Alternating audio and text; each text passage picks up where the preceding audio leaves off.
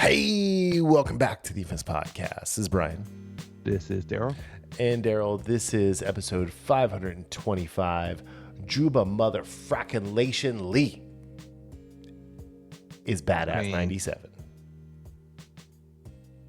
I don't know if she needed the frackalation. Well, I can't make it a cuss Oh, no, word. you just could have been like Jubi-lation Lee. That's all we needed. No. We don't even need, she didn't, When you know I what? texted you, I said Jubi-lation Lee. Yeah. You know what? She's not needy like Seth Rollins. She doesn't need the freaking in her name. Her name's enough. I said fracking. I know. But you know what I mean. Because I just rewatched The Hand of God the other day. When Lee flew through the garbage chute and blew up the base. What? Battlestar Galactica. When Lee flew through the little chute and nobody thought he could do it. And then he did it and they were all happy and he gave his dad his lighter back. It was great. It's a good episode. Oh, dude. I'm going to have to think about when I want to rewatch that. I just was sitting Just there. randomly. Haley and I were just sitting there. I was like flipping through Peacock and I was like, oh, hey, Battlestar's on Peacock. I forgot. Not that I don't own it and can't watch it whenever in multiple formats. Right? Anyway. All right. So this week we're going to catch up a little bit on the news of Supergirl and the Sony physical media nonsense. I'm going to talk about Young Washington for like 2 minutes, maybe 8. Then we've got House of the Dragon season 2, episode 3. And then we're going to talk about the first 4 episodes of X-Men 97 season 2. Spoiler alert. They're so good. Dude, just spoilers galore. We're spoiling everything. Everything. Actually, I'm not going to spoil. Well, I mean, you can't spoil history. So, anyway. I mean, there's a lot of people that don't know, but that's their fault. I told you the story about when I worked at Blockbuster and the lady came up to me and started talking to me about Titanic when it came out on VHS. And she starts talking about the boat sinking. I said, whoa, hold on. I haven't seen the movie yet. And she's like, looks mortified. And she's like, oh my God, I'm so sorry.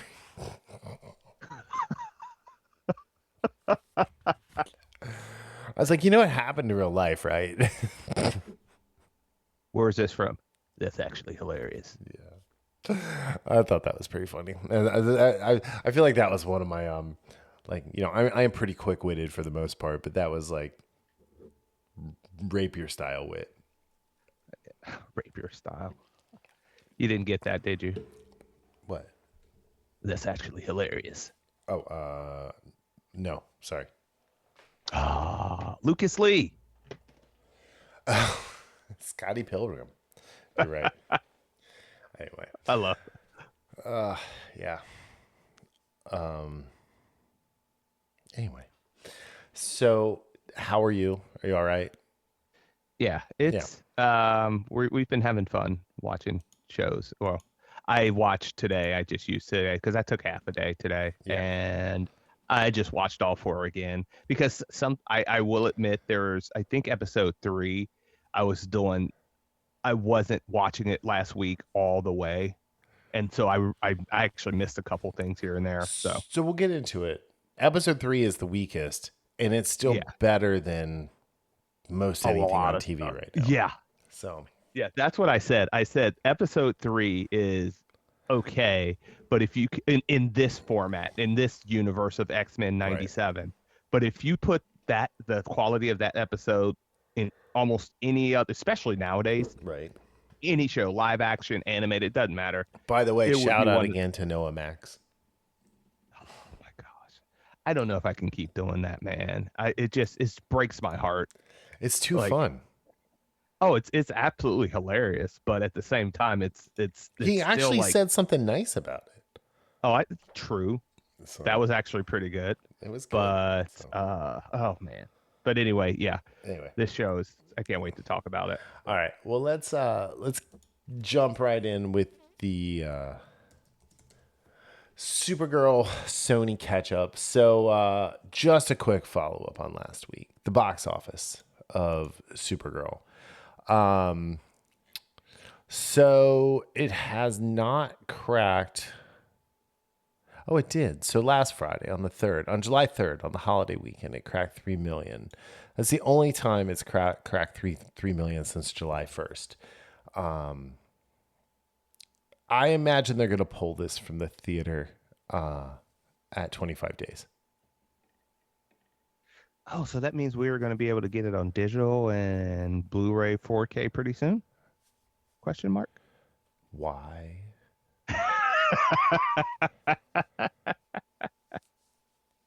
So I tried to watch Super Weenie again, and Well, I mean, it's free. I have HBO Max, right? I well, paid for it. Like, I have HBO Max so I can watch AEW wrestling sometimes.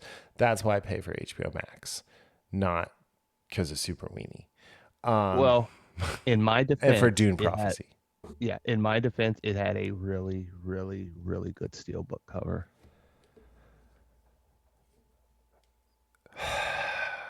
What is the delicate way to say this? You are a whore for steelbook covers. I'm out of that phase now, honestly. To be fair, I'm out of the phase. That was a phase last year.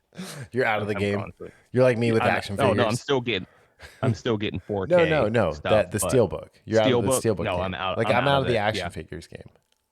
yeah. Although I did get the Project Hail Mary one because it looks so good. But So you're not out of the yeah, game. no, I'm out of the game where I'm looking for steelbooks. If I see one that I like and a movie that I love, I'll get it. But that's about it. If I like the movie, I'm not getting it anymore. Fair. So. Anyway, so right now it's sitting at 61 million. Actually, if I refresh this,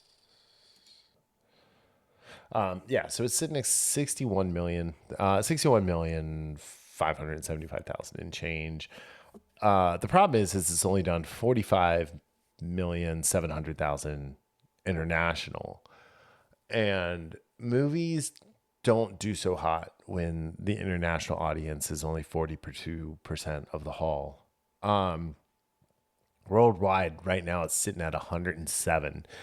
So we're looking at a minimum of 180-ish million lost.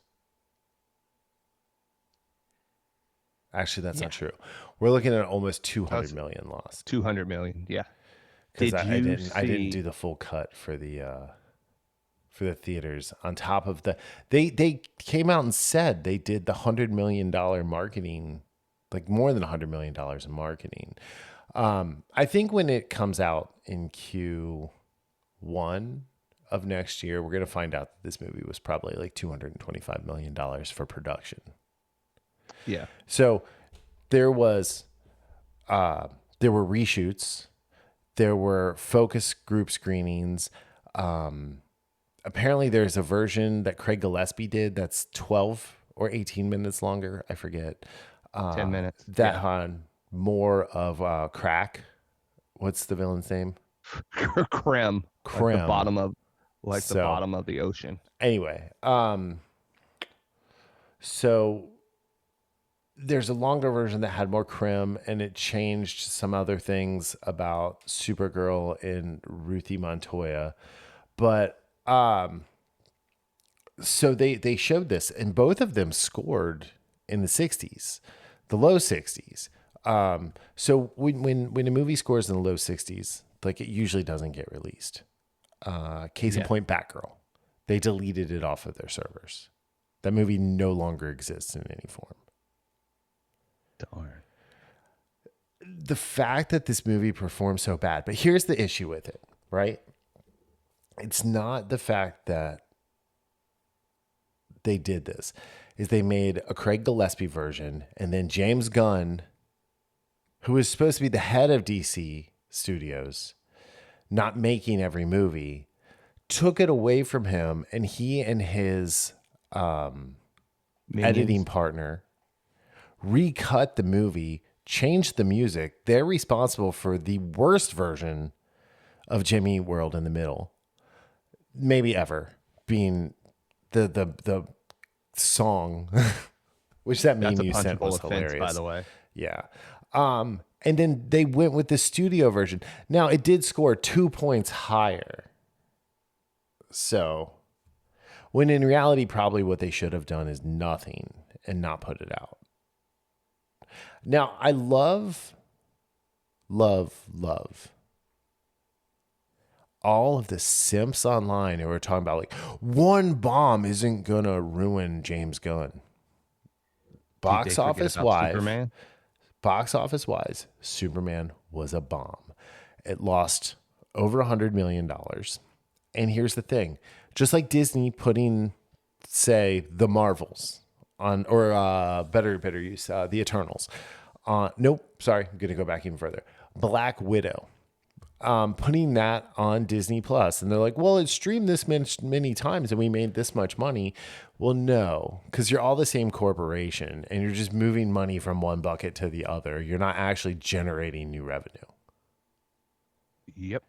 So no, Superman is a bomb.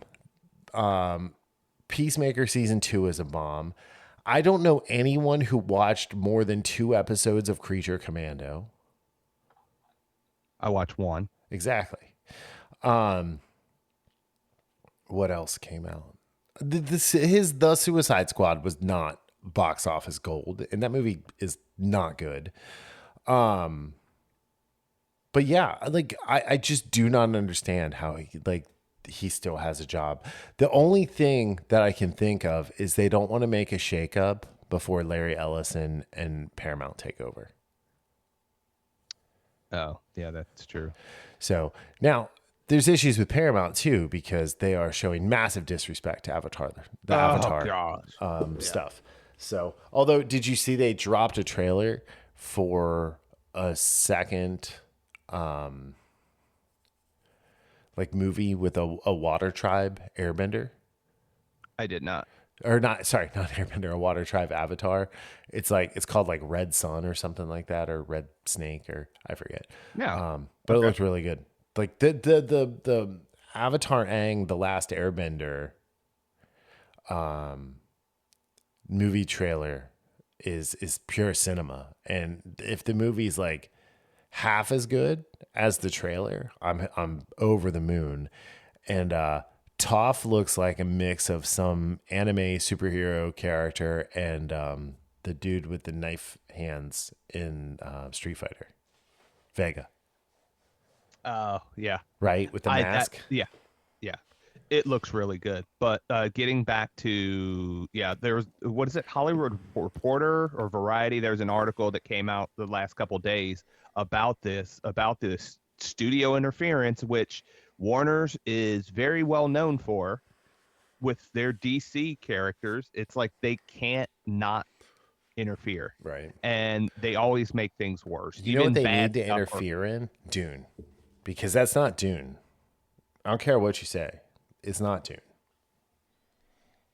No, they don't need that. Because, again, I understand what you're saying as a book fan, but people do like those movies, even though I wasn't a huge fan of the first one. Because they're pretty. But, I mean, don't discount that. They're very pretty. It's what Dune should look like. It's just not Dune. I think that's underselling it. It's amazing as far as cinematography goes.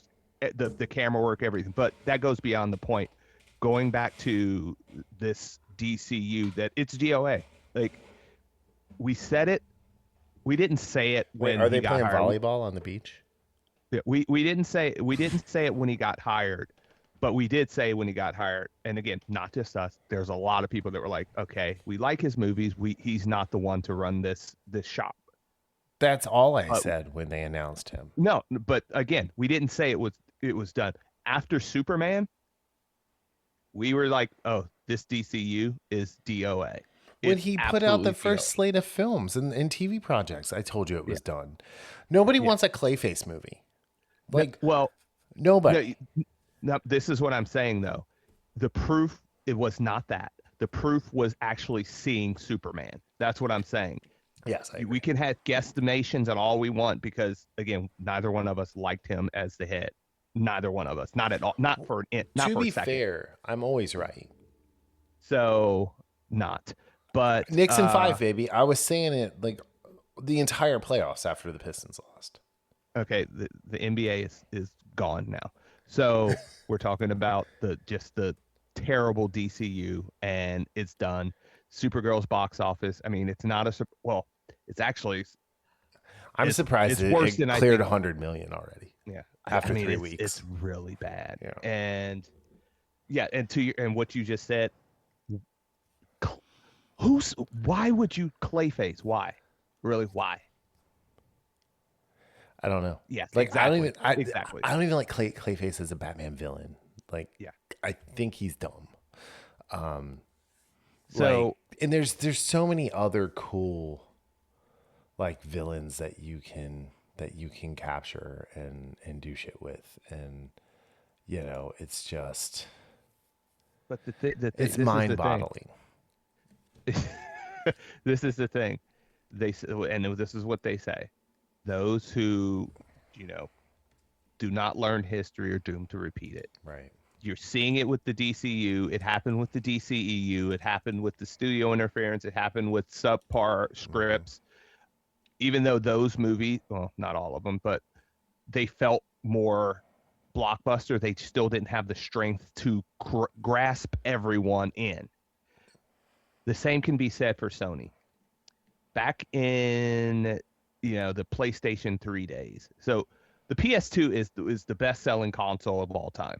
Like you look at the numbers, the PS2 also had a 13-year run before they stopped making games for the PS2, which is, I mean, if you think about that, that is insane. The PS2 was like gold as far as home video gaming, and then the PS3 came. I don't know about if you know much about the PS3, but for some reason Sony decided to change the way they did the architecture, which made it a nightmare for developers, and also is the reason why if you get on the PlayStation Network you can't download. It's so bad they have to emulate and you have to stream PS3 games, unlike even PS2 and PS1 games, because of the architecture that was, those systems were made under. You could download games from the PSN. You can't do that with the PS3. In that time, Sony, they got a little big for their britches, and they went off what made them so successful with the PS2. Also, there was a huge, I don't know if you remember this, that massive the PSN was down for over a month back in, I think it was 2007 or 8 or something Yeah, I like remember that. that. Insane. And then what do? They're like, oh, we're losing goodwill. And then, so what do? The PS4 comes out. They take advantage of Microsoft going digital and, promoting digital by saying, okay, this is how you share. And there's a picture of the CEO or whatever handing a video game disc, a video game to another a worker. Yeah. You would think they learned their lesson, but no, they did not. All right. I made They a had mistake of going to the Hollywood Reporter to look up the Supergirl story. Yeah. I'm about to derail everything. Well, did you know they're making a Baywatch reboot? Yeah, I told you that. With Stephen Amell as Hobie Buchanan? Yeah, I told you that. Okay. Like a week ago. I didn't know who he was playing. I don't remember that, know who was but playing. I'm sure you did. I just don't remember. David Chokish, he's coming back. Erica Laniak lost all that weight, and now she looks great. She's coming back. Okay. Livy Dunn, the LSU gymnast, is in it. Okay. Sorry. All right, cool. Sorry. Let's get back to Sony. I turned that close. Yeah, but I didn't know he was playing. Anyway, Hobie. Yeah, no, I remember all that. And Sony, while I think the PlayStation is, to me, just the better console, just for everything use, not just games, they treat their fans like shit. Yeah. Well, going back to what you said, everything else used. Part of the reason I got the PS2 was because it played Blu-rays when Blu-ray systems were about $400. I think no, it was the 3. The 3 was the first one, the Blu-ray player. Yeah. Yeah. Well, no, I'm sorry, the PS2. Yeah, but it was actually the PS3 because that was one of the reasons. But that's PS2, why I got it, because I was like, I want to get a Blu-ray player, and I was like, fuck it, I'll just buy a PS3 because I have a PS2 and I love it. Yeah. So what they did, they changed course. The PS5, if you look at the PS5, Mm-hmm. Sony should be known for their, their first party games. Yeah. They should be known for Horizon Zero Dawn, which was awesome, came out in 2017. The Red Dead, well, that's not a first party game, but like, they have great first party games over their course of their lifetime. They changed tactics, and instead of having these first party games only for the PlayStation, they start basically jobbing them out to PC and stuff. And it, the question remains: if I have both a PC and a PS5, the reason you get a PS5 or a PlayStation is for the exclusive titles. Mm-hmm. If you lose that, why am I getting it? Right. Now you turn it over, and the fact, well, okay, they still have physical discs. That's a good reason to get it. Not anymore. So it's like they didn't learn from some of the mistakes they made, Mm-hmm. or even Xbox made 10 to 15 years Right. ago. And what do they do after all this comes out? And they just got, from the old word, negged on social media. They didn't post for 6 days, Yep. their official PlayStation account, and then they post about a new fighting stick that they have that's out. And every single post, whether it be from Sony or like the games that are coming out, like Wolverine, Blood of the Dawn Walker, any games that are coming out on PlayStation, most of the comments start off about bringing back physical discs. They have caused the shitstorm they weren't prepared for, and they're assuming that people are going to come back because there's a lot of people that are canceling their memberships of PlayStation Network or PlayStation Plus, Yeah. and a lot of them are getting, hey, let's do 25% off for a whole year, 50% off for 6 months. Mm-hmm. And this is the other thing, and I didn't realize they've been doing since March, I think, dynamic pricing on their website, on their, at their PlayStation store. There are legit examples of people, same countries. One person will have a game, and again, they all have the PS Plus, but somebody will get a sale for $21 for a game, and somebody else will have that game for $35 on sale. So they are, what they've done from 2014 when the PS4 released and keeping it physical disc, no, and being in touch with the zeitgeist of what consumers wanted and what people wanted as far as owning their games. They don't care anymore, and the only way to show them is to make them fail. Like, I think they're going to do it themselves with the PS6. I think the PS6 is going to crater. They've shown that they've lied about the numbers. And I just saw somewhere where a report suggested that over like 80% of PS5s that were sold were the disc version. Yeah. So if that's the case, there's obviously So people that want that. There's a chance. So yeah, again, it's all about not reading the room, not learning from your own mistakes and not learning from the mistakes of others. And this is what you have. You're going to try to just go through the next, several months and hope people forget. I'll just for myself, I'm not forgetting unless they change this. There's no way I'm getting a PS6, and even if they do, I have no trust in Sony anymore. I don't even know if I would get one if they reverse course right now because I don't trust them. Right. And that's where things stand right now. Well, because you know what these companies are going to start doing is they're going to start breaking the old systems. Well, I mean, they can do that anyway. You're right. Like if you make even small mistakes with Nintendo's, the Switch and Switch, especially the Switch 2, your shit gets bricked quick. Yep. So I don't know. That's why I didn't get the Switch 2. I like the OLED Switch. All right, let's move on. You ready? Yes, let's move on. All right. Young Washington. Young Washington. You want to be a soldier in the British or an officer in the British Army? Well, no, Virginian. Okay. So I have been hit or miss with the Angel Studio stuff, to be 100% honest. Sound of Freedom was great. The Switch, the one about the story of the Book of Job, was just okay. If it didn't have Neil McDonough in it, it probably would have been worse. But I What was still that? liked it. The Switch. Did you not watch that one? Oh, oh, that's the one we went to go see. Yeah. With okay, yeah, I forgot about that one. Anyway, so so this one is written and directed by John Irwin, Tom Provost, and Diedrich Hogstraten. It's like Hoogstraten, Hoog, Hoogstraten. That's fun to say. That's a good band name. Sounds like Hoobastank. Anyway, we're co-writers. So this is the early life and military career of George Washington during the French and Indian War. I tell you what, I learned some history watching this. You know what I learned? He had a half brother named Lawrence. I never knew that. Did you know that?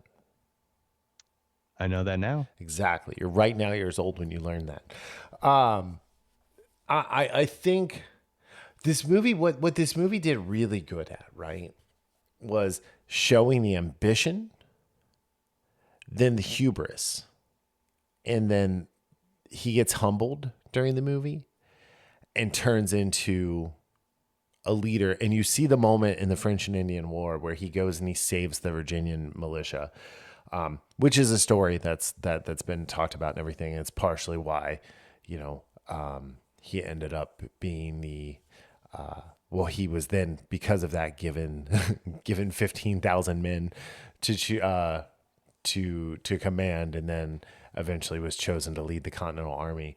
But man, like the kid that plays him, his name is William Franklin Miller.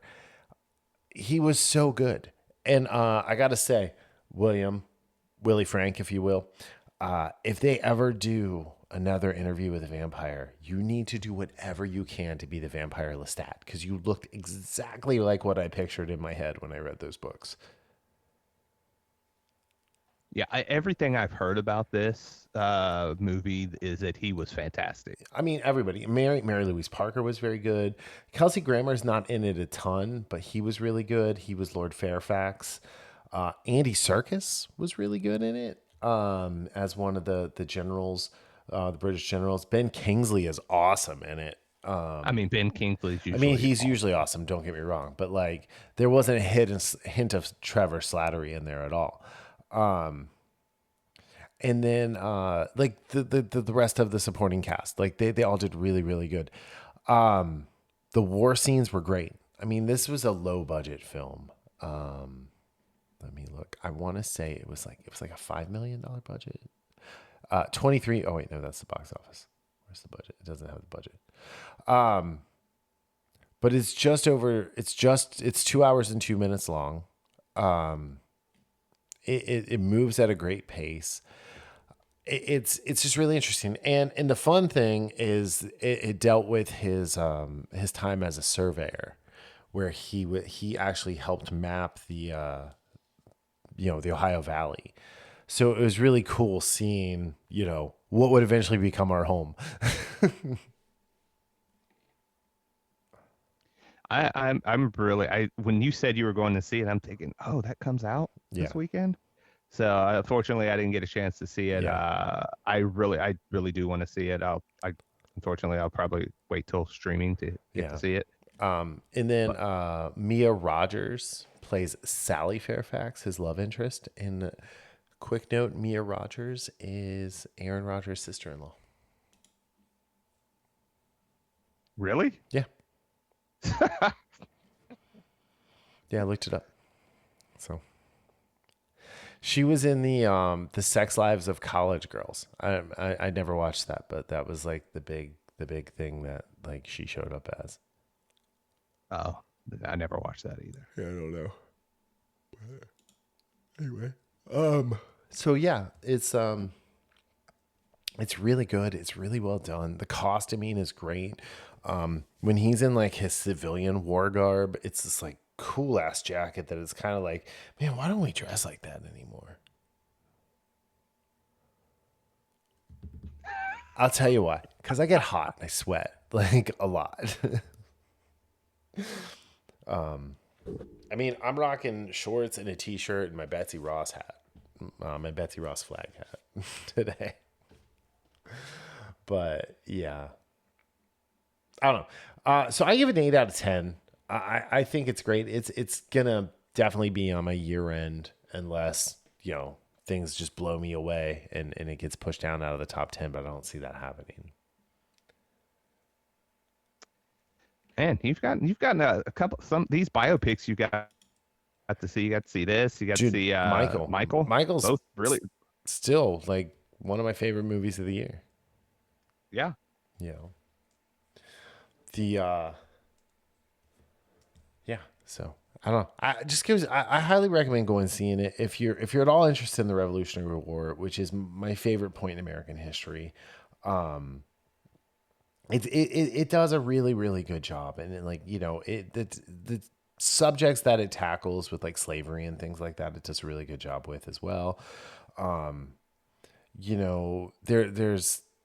there were a lot of Virginia, like what, there were 13 colonies. 9 of the 13 colonies were free, when they became the United States. So, there's that. But it just they just did a really good job. There's a sequel in development. It's called 1776, which I'm super super super duper stoked for. And hopefully they maybe get it out next 4th of July. I think that's good. I think it was just a stroke of genius to put that out during the 250. Yeah. So, and it Yeah, I paid think off that was in the box awesome. Yeah. office. So anyway, That's good. Yeah. so all right. So that is Young Washington. Now moving on to something a little less exciting. House of the Dragon. Rhaenyra Triumphant. Rhaenyra is learning that being queen might not be all that it's cracked up to be, wouldn't you say? Yeah.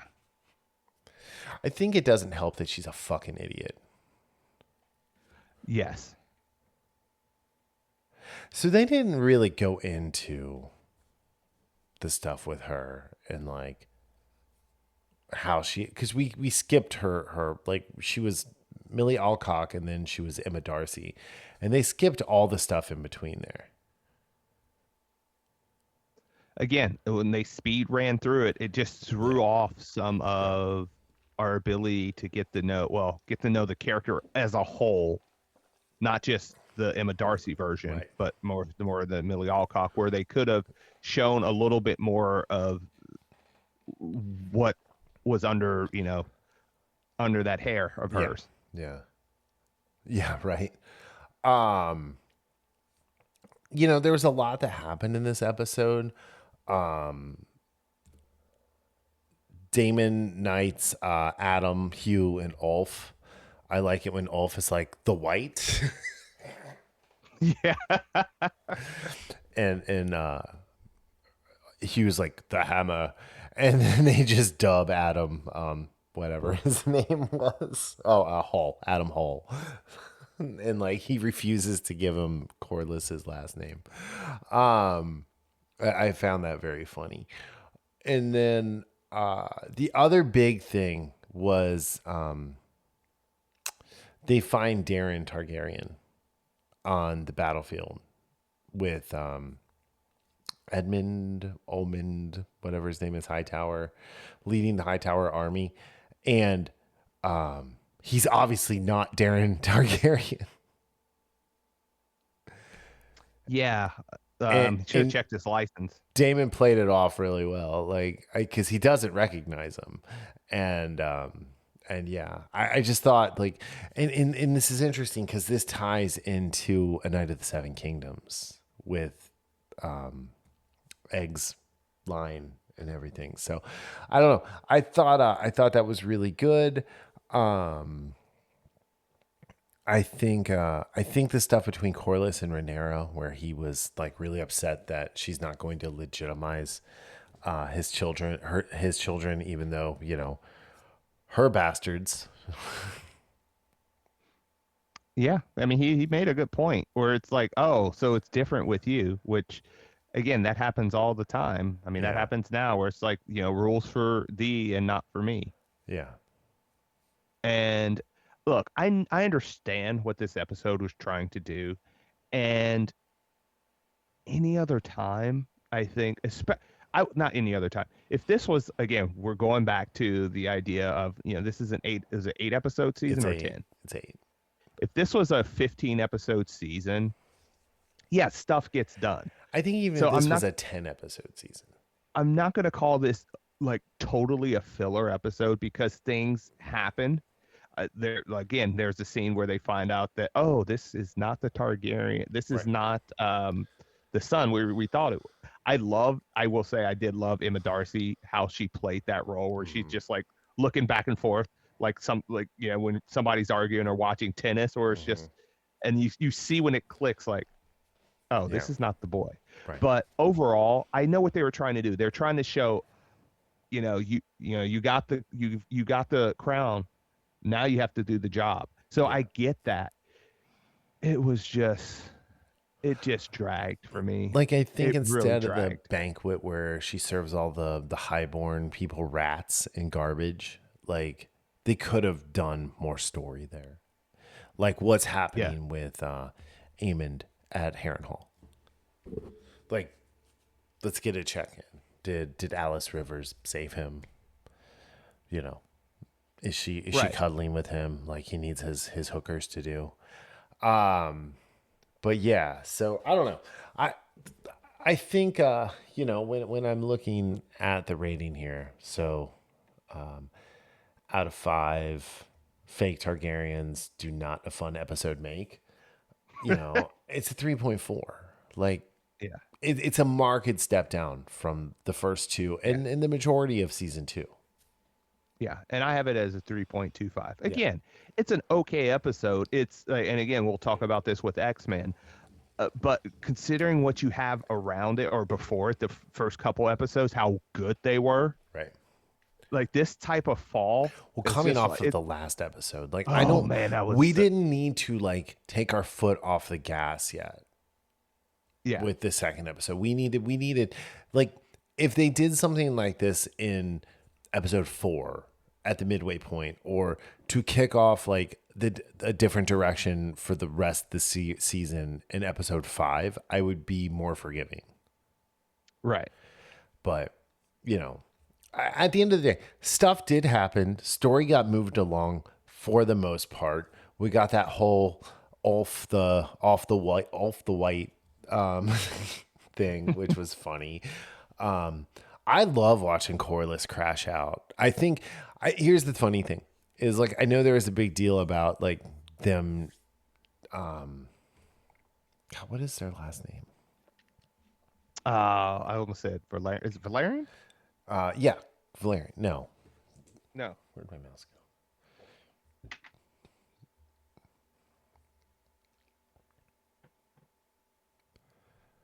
Is it Valerian? Anyway, I don't know. I can't remember this right now. Anyway, Yeah, it's Valerian. yeah, Valerian. Okay, like, I think the fact that he's played by a black actor and he crashes out the way he does actually makes it more believable. Also, this is a thing I like though. He's always in control. Oh, Like almost always, yes. almost always in control. And to see him do that, like, just it's funny because the way they filmed this episode, there were a couple times I was wondering, and then you see there is a moment when Rhaenyra thinks she sees Jace, and I was wondering, like, because this was one of those moments where I looked down that was eating or doing something, and when he did that, I had to rewind it because I'm thinking, did he really do that, or Yeah. was she just imagining he did that? And then I went back, I was like, nope, he did that for real. Yeah, yeah, So it kind of played into her just being like her head spinning with everything she's Yeah. being asked to do.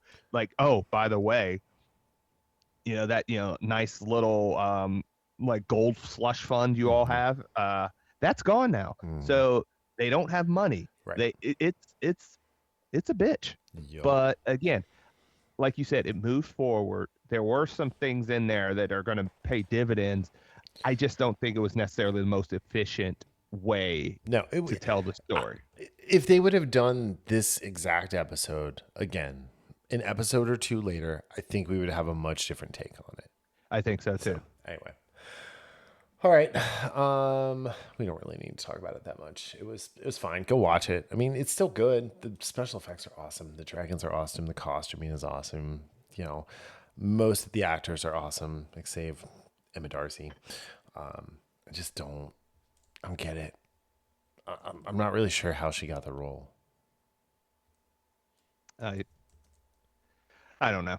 Anyway, And she has her moments, but overall, especially when you think about we're in episode 3 of season 3.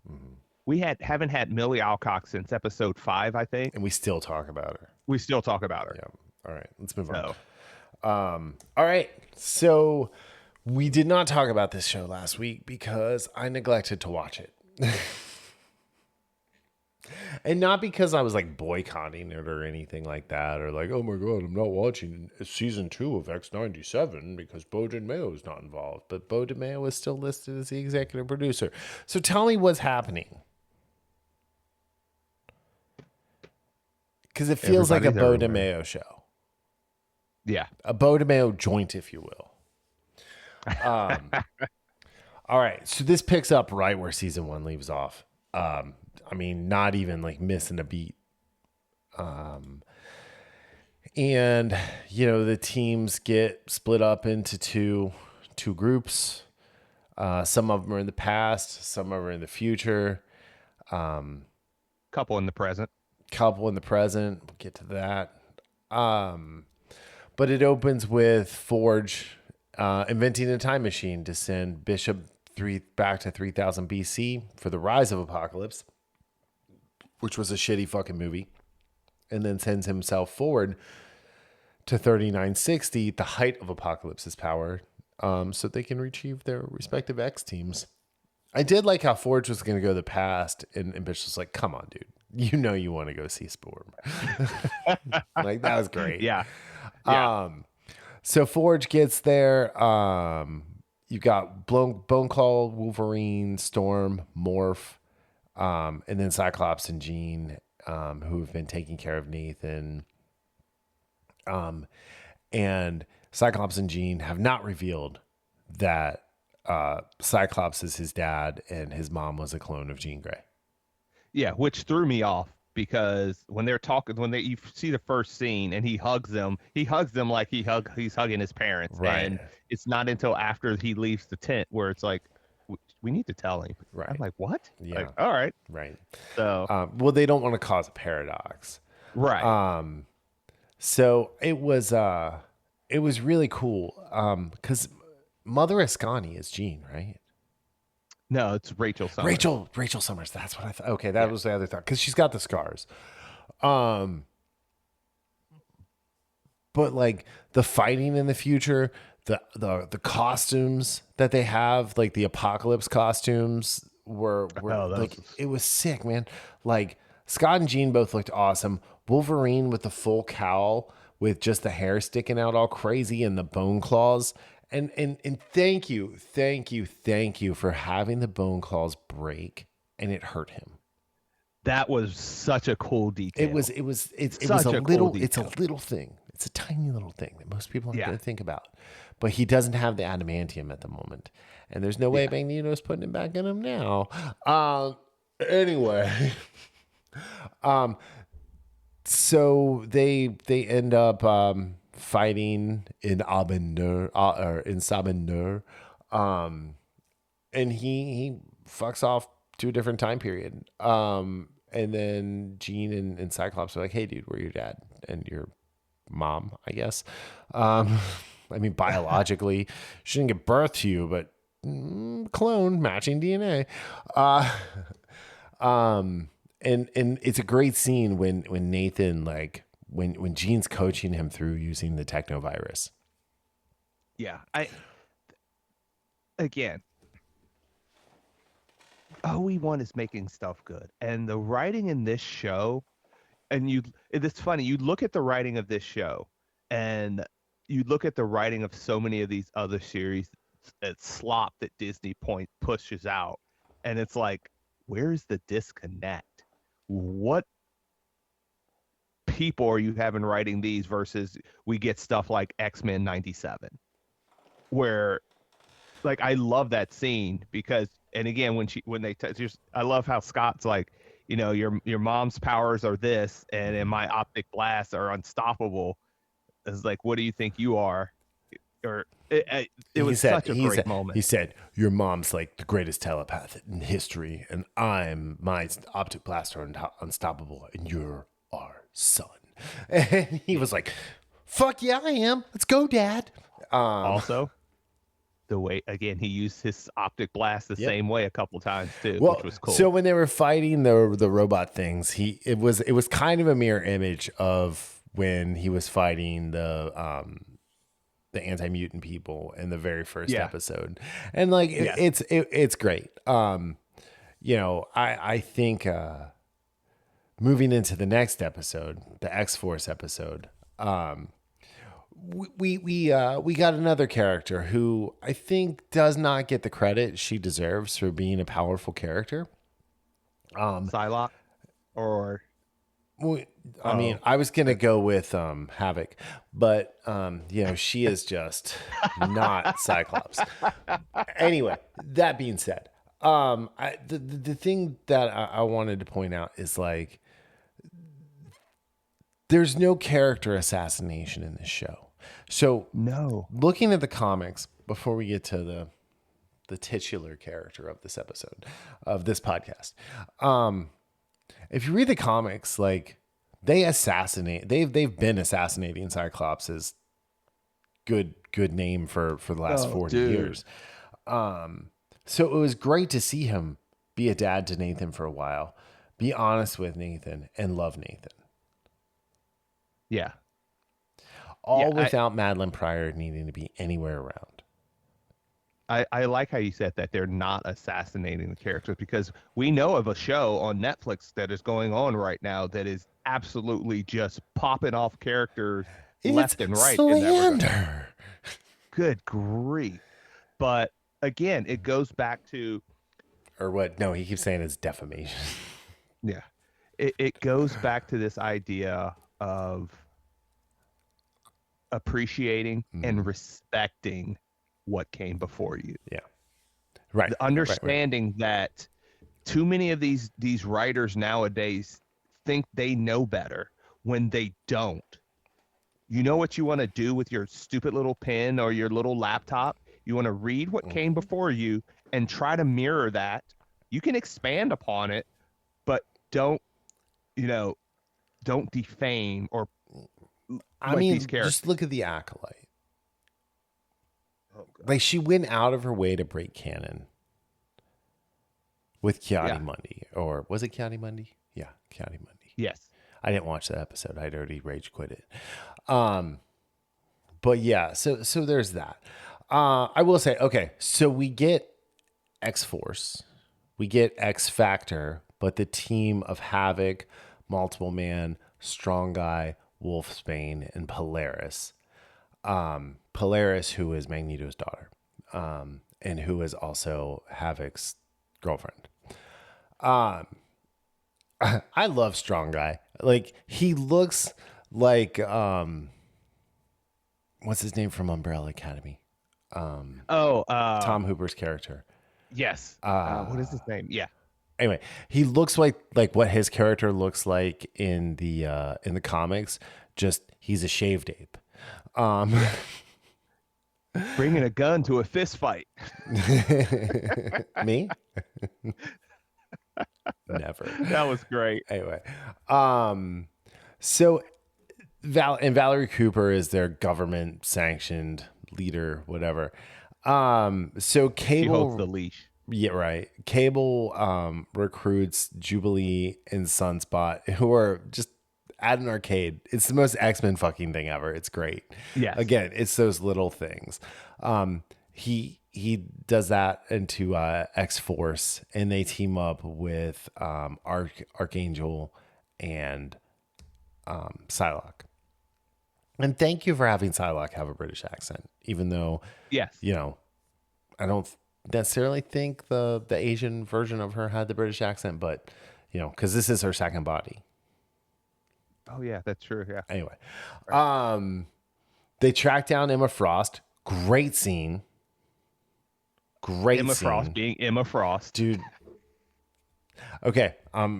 Just a hot take. Emma Frost and Cyclops, better relationship than Emma Frost and Jean Grey. Or I'm That's sorry, very Cyclops and Jean Grey. yeah.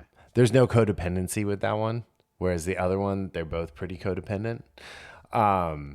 And character assassination and all that. Anyway, so she sets a trap for them, and Jubilee gets captured. And then Polaris, who is a former X-Man, and Jubilee kind of is like, oh, come on. You was an X-Man. You should help me. And she does. And then you get one of the best animated fight scenes, like John Wick, Daredevil hallway style fight scenes with Jubi-lation Lee. And it's not just the fight; it's how they have her execute her powers. That is The rollerblades. It's not. Yeah. The use of she does a Volcano flying Girl. arm. Yeah, she does a flying armbar Mm-hmm. takedown at one point. It's so well done. She figures out how to shoot her fireworks out of her goddamn feet without blowing the bottom of her shoes off. Yeah, that was yeah. It was Hell, sick. she rose in. When she rose in the air, Yeah. though, that was and just Well, she has so like well done. limited flight abilities. Yeah. So, But I mean, just seeing that, in that moment, and we do get again going back real quick. When you said X-Force, we get the X-Force title card with yeah, all these, which I thought was, chef's kiss. But what I liked when you're going through it, you can see there's a moment seeing her training with Psylocke too. yeah, because So I thought that was a nice little add-on. Cable even says I trained them. Right, Like yeah. we saw it, and then Cable's like, they're fine. She's gonna be okay. I trained her. She's good. She's good. Yeah. She's got. She's good. She's good.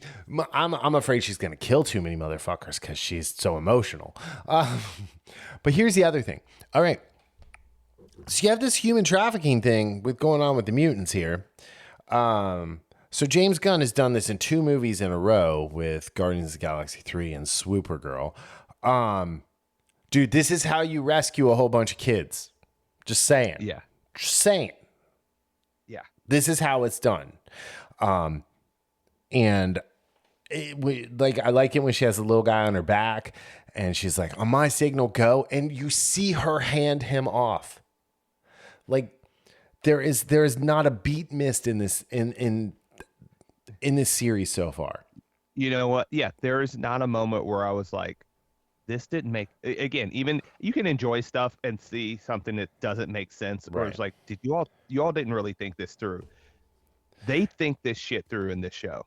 And like even the scene where she's on the edge of the helicarrier and she's got this parachute and he's getting ready to jump and Havoc shoots it out of her hand. And for a second, I thought she was going to go full Johnny Utah. Right? And go and try and go catch it. Which is a dream of mine to try. Bucket list item. Maybe it's like the last bucket list item. Like if I get the other ones, that's the one I'll try. It's a great way to go out. How'd your dad die, Haley? Well, he watched Point Break too many times. Oh, gee. Anyway, it'll be on he watched Point Break one too many times. But then she just like, she pieces out with the little like 2-finger salute and like just falls, and she's falling, just the most relaxed person falling to her death. And Sunspot swoops right in, and it was great. It was so this scene. I've watched that particular scene 5 times now, that whole start to finish, because it is so good. And also, and I'll add this, not for the scene, but the episode itself. It reminds you how different Cable is from the X-Men, because after he gets the information, and that's what Jubilee finds out. It's like, oh, Oh, he's not above killing a mofo No. if need be. So that, and again, Oh yeah, that's, when he killed War, like, yeah. yeah, but I mean, Well, like, technically Archangel did, but still, but like War is, one of one of the four Apocalypse's horsemen. horsemen. So you gotta Yeah. take him out if you get the chance. Yeah, but again, that's one of the things I liked about Hmm. X Force versus the X-Men back in the day reading is Yeah. how X Force was hardcore, and the X-Men, again, they were the consummate heroes trying to save people, where X Force was more like the soldier saying, "Okay, this is a war, Hmm. and in war, people die. We kill Right. people Right. when we have to." So Yep. And then at the end, Nathan gets his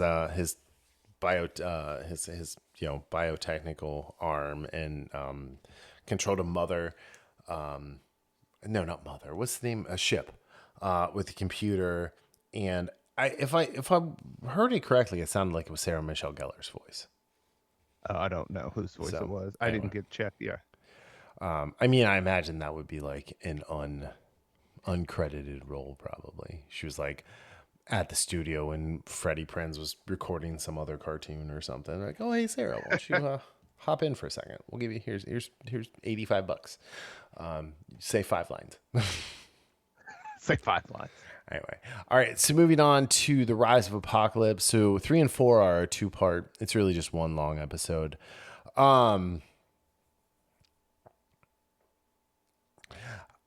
I told you I dragged my feet on this one because Bo DeMeo co-wrote both of these episodes. I preferred the other team, even though Nightcrawler was on this team. But man, what a good like 2-parter. Yeah. And that's exactly what it was, because the first episode, again, watching it a second time, I did like it a little bit more. Mm-hmm. Also, I was paying attention, but these two together are so good, Mm-hmm. because we get, this apocalypse, and I like seeing, I am glad I waited to watch them together today. that, yeah, that works so much better. Mm-hmm. And like I said, because when I watched it last week, I was like, oh, it's okay. Mm-hmm. Well, it's only okay, in a vacuum, but you put it together with part two, you know, those two are just dynamite together. What I like, because again, Apocalypse has always been survival of the fittest and all this, Right. and seeing Insab and Nur talking that way, and then his foster father Ball, Mm-hmm. that's where he learned it from, because Ball even mentioned something like, are they, fit to survive, or something along those lines. That I'm pretty sure that was Michael Dorn's voice, by the way. It was. That plays Ball, which, you know, Michael Dorn, Worf, Mm-hmm. for those. But I just love the, Magneto's been trying to cultivate a different sense, or a sense of purpose with him, to kind of mold him in the way of the X-Men. And, that doesn't quite work out. Mm-hmm. And even when Charles tries to do the same thing, but the one thing, and it's one of those very interesting things you have to think about, is because I'm thinking about, like, well, you just tell him the truth, but with that, with was the future already written with them, that he was going to become Apocalypse no matter what you did. And Well, I think it was because of who was actually pulling the strings. yes, Because, 100%. they was Kangs and shit. Not just Kangs, but that there's Celestial. Was that I that don't wasn't the know. Living I don't know Tribunal, who was the it? Celestial was. So, I that's what I'm trying to remember, who that was, or not even who that was, but because was that the Celestial that was in. I've tried to wipe Eternals from so my it's mind. this. It's the fallen Celestial. Essen is in the ship. Isan. Okay. I mean, I can do a quick search. Um, but yeah, I mean, it's one of those things. So, Isan the Searcher is a celestial who appears in Guardians of the Galaxy 2014 and has made a surprise return in X-Men 97 Season 2. In the MCU, he is known for using the Power Stone to destroy an entire planet. He was voiced by Matthew Watterson. Okay.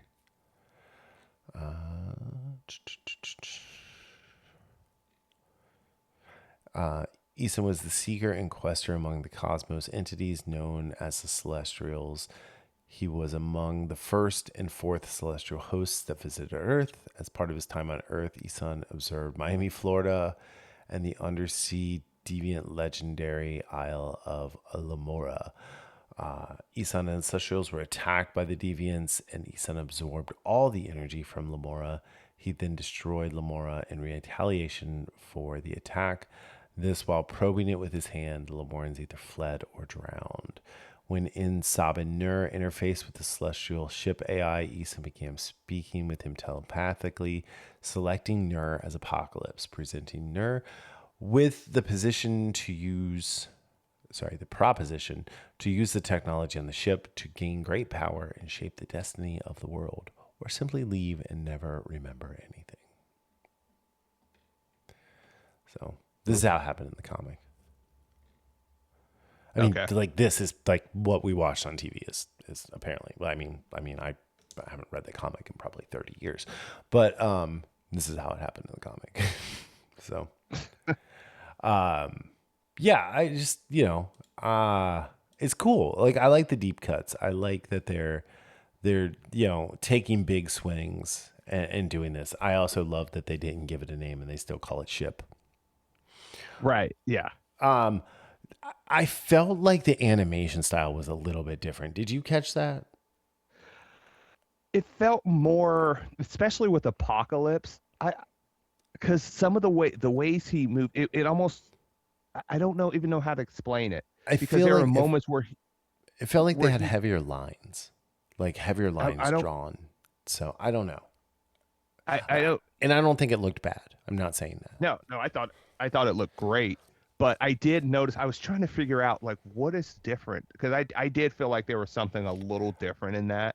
Like, when Nightcrawler, like, was on the screen, like, he really, like, stood out from the background. Like, there was, I guess, let me rephrase this. There was more depth to the way the characters were drawn in this episode. And I don't know if it was because all of those background scenes were so ornate with Egyptian hieroglyphic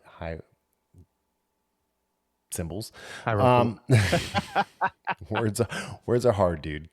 But I looked great, and I think it worked. It worked for the episode, especially Magnus. Like the whole character design of him with the beard and the shaggy hair. I think, as the kids say today, it was peak. And speaking of, I didn't think we would get another episode with such emotional power as we did with, that Genosha episode with Gambit. Remember these sons of bitches did it again. Okay. I don't think he's dead. I find it hard to believe they would kill him. There's an episode called The Dead Man's Hand, which is episode 8. This is the thing, though. And I feel like... Sorry, real quick. I feel like he's bringing Gambit back with him. I don't know if I would want that. Because this was what I was thinking. Based on what he did, what Xavier did to him after he pulled after Magneto pulled the adamantium out of Wolverine, and what that started in the comics. You have him losing Magnus in front of him in a way that, dude, Apocalypse, you don't have to smile like that. Right. Well, man, the smile is literally drawn on his face. No, there was more than just the regular. No, face you're right. You're right. He took joy. He did it with a song in his heart. To quote Angelus. He did. And to see Charles say what he did, like, Charles is the guy who, no matter what, he's usually, he's in control of himself. But dude, he was like, if only Ball had left you to bake. Like, dude, I'm wondering when we're gonna get Onslaught, because we're gonna get Onslaught. I just don't I know how. I I'm I would love it if we were to get Onslaught in season 3. and I'm thinking that's what's gonna happen. I Yeah. think what we're seeing now are the seeds being planted, which, if that's the case, well done. Because this is not something we need to rush. It's not something that should be like right away. But seeing a small changes in Charles is what we need Right. before the What the about onslaught the happens. what about the reveal of Ramatut being a Oh, Kang and shit? yeah, that was Kang. Like, if you're gonna do Kang the Conqueror, here you go, guys. This is how you do Kang the Conqueror. He travels through time and he fucks with shit. He is everyone thinks that Loki's this big chaos demon. Kang the Conqueror is the original chaos demon of Marvel. yes, He loves yeah, he loves messing with people, especially telepaths, especially heroes. yeah, And like, if you and want to all. think he doesn't really love fucking with Black Panther, anyway. I gotta say this before we Mhm. this again. I'm talking about the writing.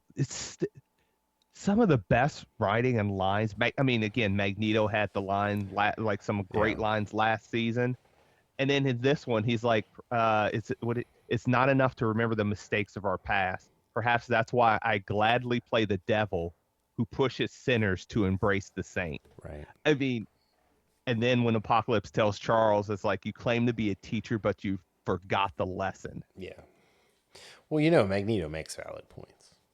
Yeah, I mean, yeah, I mean, yes. I need to find that shirt. I don't know where it went. I have the shirt that says Magneto makes valid points. What about Magneto taking out a black hole Dude. and flying away from it? Yeah, Like, magnets dude, are strong. yeah, dude. You thought Storm calling cosmic winds was badass? Mm-hmm. Magneto just stared at the black hole and said Yeah. no. I mean, that's what he did. He was like, no. He looked down and he said, "You think you're in this city with me? Or you think I'm in this city with you? You're in here with me. And you'll be asking for help." And I'll look down and I'll say, "No." No. Dude, the animation of that was amazing. When he wrapped all that metal around Apocalypse and stuff, it's like, dude, And just yeeted him out the building. he just out of ship. he it was like Jey Uso's marriage, just yeeted right out the door. But yeah, I don't know, man. I think like this was so good. I told you, and I've said it once already. I dragged my feet on watching this. I was gonna watch it yesterday. I was like, oh well, I'm not sure if we're gonna record this week, so maybe I won't watch it right away. I think it's the best thing for you that you watched both of these back to back. I agree, and I tend to feel that way when I see something's a part one. Yeah. I will typically wait, unless it's like part one and then part two is say the first episode of the next season. Thanks, Star Right. Trek: The Next Generation. Mr. Wolf, Yeah, fire. right. What do you mean fire? But well, I mean, in the long run, I do think like this is awesome. I do like now that the X folk are back where they belong. Yeah. When Bishop came back to grab Xavier, that was like super heartbreaking. And then there was an actual, I guess, mid-credit scene because they like did it before they did all the foreign language stuff. Yeah. Which I have a question. Can't they just make that like region specific? Yeah, I don't need to see. It adds 17 minutes to the runtime of the shows. It's ridiculous. So It's anyway. absolutely insane. But Wolverine's hanging out on a rooftop looking like he's about to ship out as a longshoreman. and Captain America comes up and he's like, "I spilled you from a mile away, bub." And then Black Widow taps him on the shoulder and he jumps. It was great. It was amazing. He's like, "Oh, where'd you come from?" So next week's episode is called Weapon X Lies and DVDs. Even though Sex Lies and Videotapes, I think, was the 80s, wasn't it? I think so. Yeah. I'm looking it up. Weapon X lies and DVDs. Oh man, that's great. Bo DeMeo certainly has a sense of humor. 1989. Yep. So Yeah, I was about to say I thought it was the late 80s. I mean, yeah. and So yeah. Okay. So out of 10, rating for episodes 1 through 4 out of 10, character assassination does not exist in this war room or danger room, does it? yeah, What do you give it? this 9 out of 10. I'm not even messing around. I mean, these 4 episodes were fantastic. I mean, just the amount of storytelling they do in 22, 23 minutes or whatever it is. Granted, you know, the other one there were two parts for it, but Right. overall, it's just phenomenal writing. The animation is exceptional. The the fight choreography is great. It's just top to bottom, and again, all the characters show out. It's You're just glazing, my dude. You're glazing. yes, I am. I just love this show. So I love it. anyway, yeah, I give it 8.99 because I am fucking around.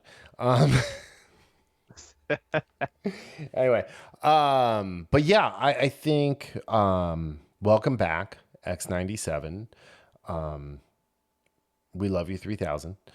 But this is how, like, one, I don't feel like any of this is fan service. No, this is just a creative team that loves, understands, and more than anything appreciates Right. these characters. Yeah. And that's all we asked for. That's all we asked for. Like Picard, like season 3 of Picard should have been the first season of Picard. Oh man, Right? season 3 was so good. Yeah. Right. This is what we're talking about. Anyway. Yeah, anything else you want to add? No, I just can't wait for more. Like I'm just looking forward to next Wednesday. More. Feed me more. You're like the Adam Driver meme from that horrific movie. That was really the only good part. I was just channeling my inner Ryback right there. So. Oh yeah. So.